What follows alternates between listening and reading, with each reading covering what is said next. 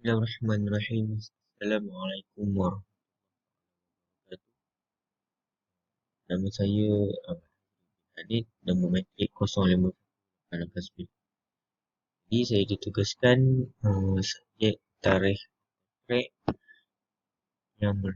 yang bertajuk Tarikh Tasyrik Az-Zina. Maksud sejarah perundangan zina. Nama pensyarah adalah Ustaz Syarudin bin Zahid.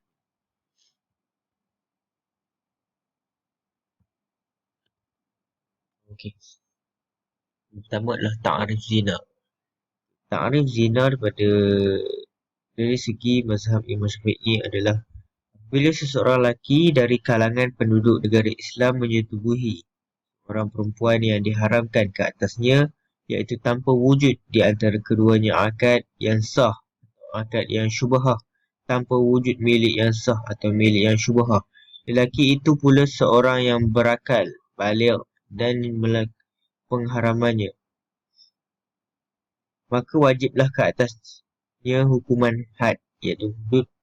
Jika dia seorang yang muhsan, maka wajiblah ke atasnya hukuman rajam. Itulah takrif bagi zina mengikut mazhab Syafi'i. Okay. Anwar zina. Anwar zina ni adalah jenis-jenis zina. Dia ada dua kategori, iaitu muhsan dan ghairu muhsan. Bagi muhsan, muhsan untuk kita mengenal muhsan ni adalah, yang pertama adalah mukallaf. Mukallaf maksudnya apa dia, iaitu baligh dan berakal. Selain baligh berakal, muhsan tidak termasuk kanak-kanak walaupun yang telah mumayyiz. Demikian juga orang gila. Gila pun tidak termasuk dalam golongan mukallaf. Bagi orang gila yang tidak tetap sekejap gila atau sekejap tidak, sekiranya zina dilakukan, orang gila ni bila dia melakukan zina dalam keadaan dia gila, maka tidak dikenakan apa-apa hukuman ke atas dia. Kalau dia melakukan zina tu semasa dia sedar, maka ada hukuman untuk dia. Yang kedua adalah haron, iaitu merdeka. Hamba yang berzina akan dikenakan separuh hukuman sebat sama ada muhsan atau bukan muhsan. Yang merdeka ialah muhsan. Kalau hamba, dia akan dikenakan separuh hukuman daripada orang muhsan. Okey. Yang ketiga adalah wujud qat'i di nikah sahih. Maksudnya di sini ialah pernah melakukan persetubuhan melalui akad nikah yang sah. Maksudnya dah kahwin lah. Maksudnya dia dah kahwin, begitu melakukan zina dengan orang lain. Untuk mengenal orang muhsan adalah fahuwa min lam malu fi hadhihi sifah. Maksudnya selain daripada sifat muhsan tersebut. Kalau selain daripada muhsan, itu adalah ghairu muhsan. Maksudnya dia tak mukallaf, tak merdeka dan dia tidak lagi berkahwin.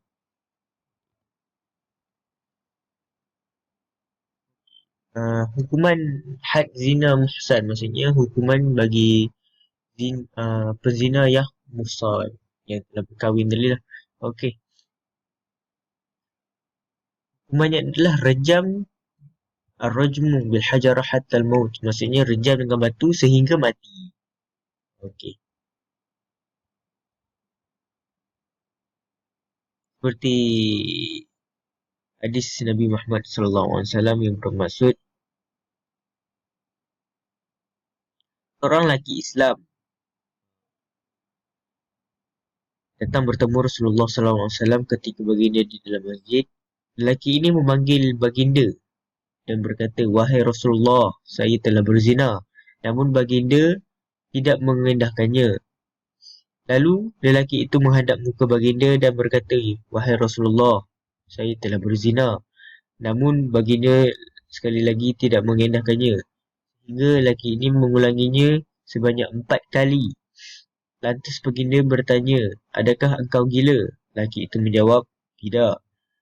Baginda bertanya lagi, adakah kau muhsan? Lelaki itu menjawab, ya. Lalu Nabi Muhammad SAW bersabda, bawalah orang ini dan rejamlah dia.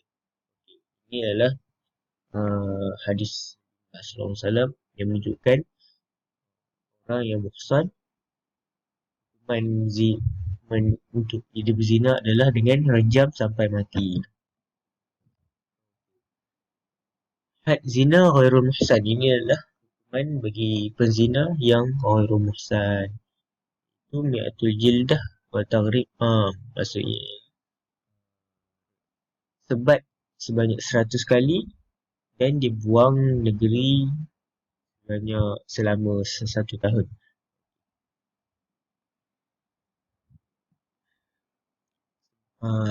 Hadis salam yang bermaksud terimalah daripada saya. Allah telah menetapkan hukuman bagi perempuan-perempuan ini, dara atau teruna, akan tersebat 100 kali dan dibuang negeri selama 1 tahun. Perempuan dengan lelaki pernah berkahwin akan disebat. Perempuan dengan lelaki pernah berkahwin akan disebat 1 kali dan direjam. Ini adalah dalam riwayat Bukhari yang menunjukkan zina orang muhsan akan disebat sebanyak 100 kali dan dibuang negeri selama 1 tahun.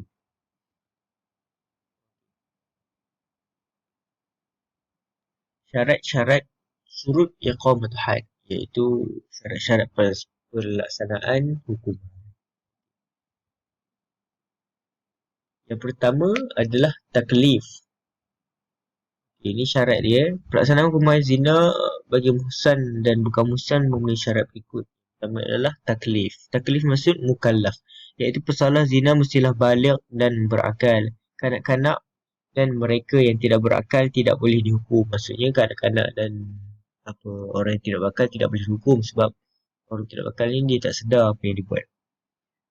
Okey, bagi orang yang mabuk dan sengaja dikira tertakluk ke atas hukuman mukallaf dan tertakluk pada hukuman zina jika memenuhi syarat. Namun sekiranya dia mabuk tanpa disengajakan, contohnya kerana tersalah minum arak kerana disangkakan air, orang ini dianggap sebagai tidak bertanggungjawab. Maksudnya, jika dia berzina, maksud ia mabuk yang disengajakan, maksudnya dia kena hukuman.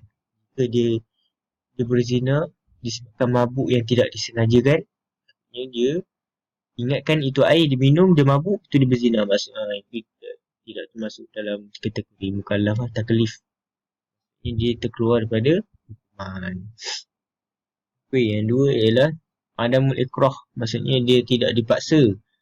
Maksudnya lelaki dan perempuan yang dipaksa berzina, contohnya dia ugut untuk dibunuh lalu dia melakukan kesalahan ini, tidak akan dihukum berpandukan sebuah hadis yang bermaksud kesalahan umatku telah digugurkan apabila tersilap ataupun tidak disengajakan, lupa dan dipaksa. Riwayat Ibnu Majah, hadis yang ke-2045. Maksudnya di sini, jika dia dipaksa maka dia keluar daripada hukuman. Dipaksa, tersilap pun tidak disengajakan. Ikrah ialah tidak dipaksa. Jika dipaksa, dia terkeluar. Jika dia sengaja nak melakukan dengan niat, maka dia dikenakan hukuman rajam. Yang ketiga adalah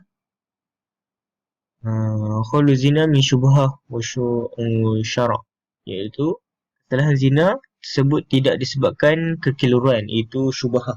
Maksudnya tiada kekeliruan dalam dia melakukan zina. Di sini maksud tiada sebarang hukuman yang akan dikenakan sekiranya kesalahan zina dilakukan dalam keadaan wujud kekeliruan syubhah. Syubhah, kalau ada syubhah maka tiada hukuman. Contohnya, seorang lelaki yang mendapati ada seorang perempuan yang disangka isterinya berada di dekatnya, lalu dia menyetubuhinya, kemudian didapati perempuan tersebut bukan isterinya. Maksudnya di sini, dia tidak sengaja. Dia tak tahu itu bukan isterinya. Lalu dia menyetubuhinya, maka itu tidak dikira zina. Sebab dia tak tahu. Tahu, dia maafkan. Jika dia buat macam tu, dia berlaku syubhah. Kalau syubhah memang tidak akan terkeluar daripada hukuman zina tersebut. Okay. Yang keempat, sebut zina yang beraruhu atau biqiyami bainah. Maksudnya kesalahan zina disabitkan sama ada melalui pengakuan atau bukti. Okay. Jika ada pengakuan ataupun bukti menyabitkan. Okay. Dengan wujudnya kaedah pengakuan, penzina mestilah membuat pengakuan dengan bahasa yang jelas tanpa sebarang keraguan. Pengakuan ini memadai dilakukan sekali sahaja tanpa perlu diulang. Sekiranya penzina menarik balik pengakuannya,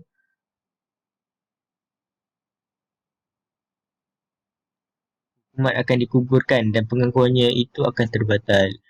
Isi berpenugan, maksudnya di sini penzina mestilah membuat pengakuan dengan jelas, dengan tidak keraguan. Okay, pengakuan ini mudai maksudnya dia perlu buat sekali sahaja tanpa perlu diulang. Sekiranya penzina ini menarik balik pengakuannya, maka tidak terjatuh hukuman ke atasnya.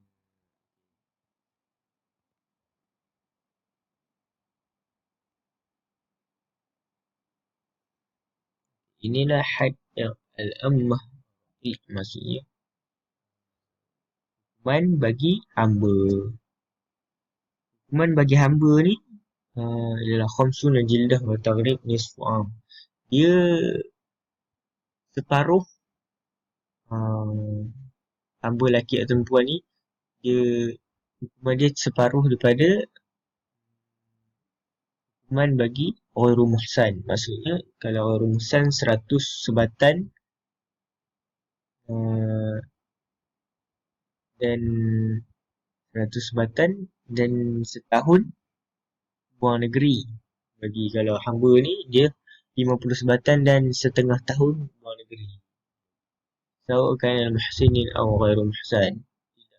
Tidak kira lah hamba itu muhsan atau ghairu muhsan. Dia tetap kena 50 sebatan dan dibuang negeri selama setengah tahun. Faham ya? Seterusnya, hukum.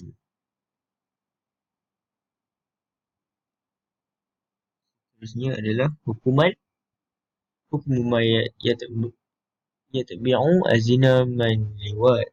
Liwat. Hukuman bagi perbuatan yang menyerupai zina, iaitu liwat. Okey. Hukuman liwat ni adalah persetubuhan pada dubur, baik yang disetubuhi itu lelaki maupun perempuan. Menurut pendapat mazhab yang sahih, hukuman digugurkan hukuman perbuatan ini adalah hukum zina bagi pihak pelaku sekiranya ada bukti dan pengakuannya. Okey.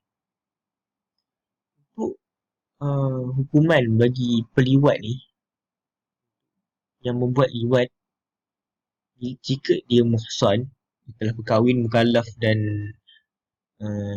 dia yang muhsan dia ada, maka dia kena rejam sampai mati. Sama dengan pezina lah, hukum pezina. Jika dia ghairu muhsan, sebat dengan 100 kali dan buang daerah selama buang negeri selama setahun. Ini untuk pembuat liwat yang terkena liwat, yang dikenakan liwat, dia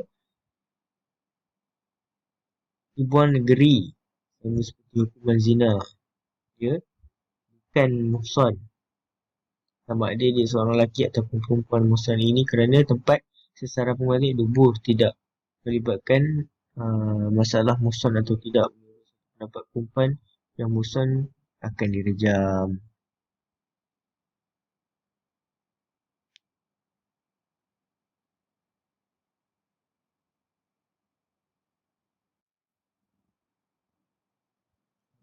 Seterusnya adalah hukmu an al-bahai. Maksud hukum menyembelih haiwan. Hukuman bagi menyembelih haiwan adalah wajib ta'zir. Ini kerana orang yang menyembelih haiwan akan dikenakan hukuman ta'zir dan bukan hudud berdasarkan pandangan yang kuat dalam mazhab. Ini kerana perbuatan ini tidak sepatutnya dilakukan oleh orang yang mempunyai keinginan yang normal. Jika normal, kita berkeinginan bersetubuh dengan sesama manusia. Ia boleh lain jenis, tapi jika dengan haiwan, dia bukan perkara normal. Jadi, mungkin dia dianggap gila. Malah perbuatan ini ditolak oleh tabiat menjadi manusia yang normal. Atas dasar ini, kesalahan ini tidak memerlukan hukuman yang berbentuk pencegahan. Ini kerana hudud ditetapkan sebagai suatu hukuman pencegahan supaya manusia tidak melakukan perbuatan yang disukai tabiat manusia dengan cara yang tidak dibenarkan syarak. Okey. Ada hadis Nabi Muhammad SAW yang bermaksud tiada hukuman hudud bagi orang yang menyetubui haiwan.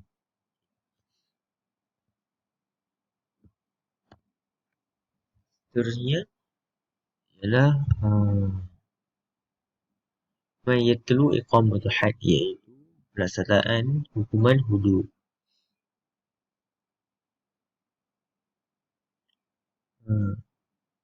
Hukuman hudud ni adalah indama yustafi had al-imam atau naibah. Okay. Hudud ini boleh dilakukan oleh pemerintah al-imam ataupun awna ibuhu, iaitu dia punya wakil yang telah dilantik oleh pemerintah tersebut.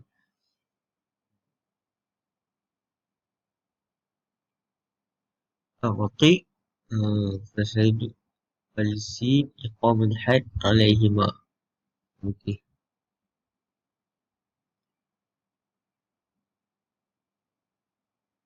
Cuma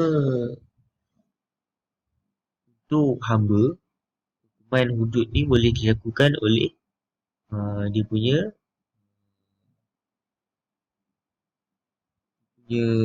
tuan kepada hamba tu yang boleh melakukan hudud untuk bagi hamba sahaja, tidak kira lelaki ataupun perempuan. Ini berdasarkan hadis Nabi Muhammad SAW. Apabila seseorang hamba perempuan berzina dan terbukti kesalahannya, ia hendaklah disebat dengan hukuman hudud dan janganlah mencacinya. Sekiranya dia berzina lagi, dia hendaklah disebat sebagai hukuman hudud dan janganlah mencacinya. Sekiranya dia berzina buat kali ketiga dan terbukti kesalahannya, dia hendaklah dijual walaupun dengan harga seutas tali bulu.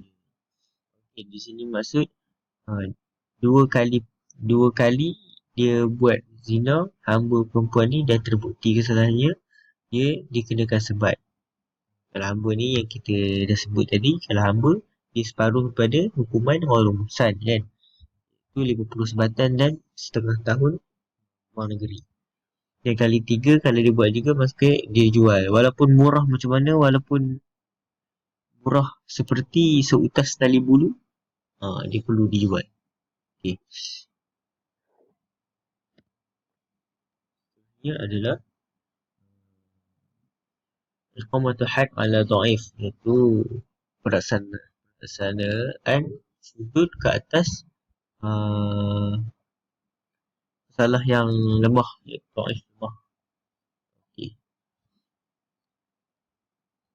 Dhaif ini, lemah ini ada maksud pesalah tersebut sendiri lemah ataupun sakit, ataupun ada dalam keadaan cuaca seperti terlalu panas ataupun terlalu sejuk. Okay, seperti di sini kalau ar-rajmu, la yu'khar ar-rajmu. Kalau hukuman rejam sampai mati, walaupun dia sakit, walaupun cuaca terlampau panas, walaupun cuaca terlampau sejuk, hukuman rejam ni perlu dijalankan. Sebab apa? Sebab memang tujuan kita merejam untuk bagi dia mati. walaupun lemah dijalankan. Bagi hukuman sebat al-jildat, takhir ila ayyam. Maksudnya kalau dia sakit, untuk hukuman sebat ni kalau dia sakit, kalau salat itu sakit, tunggu dia sampai sihat. Kalau cuaca buruk, tunggu sampai cuaca baik.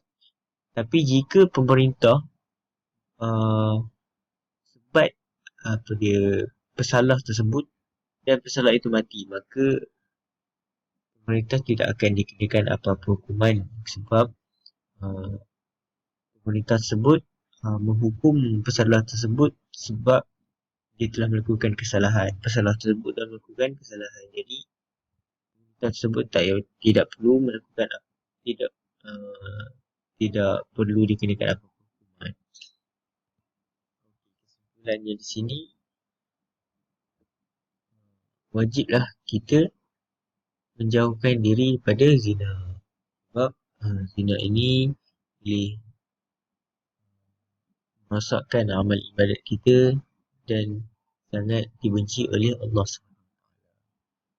Di ayat Al-Quran, wala taqrabu zina innahu kana fahsyatu wa sa'a sabila. Dan daripada saya, Assalamualaikum warahmatullahi taala wabarakatuh.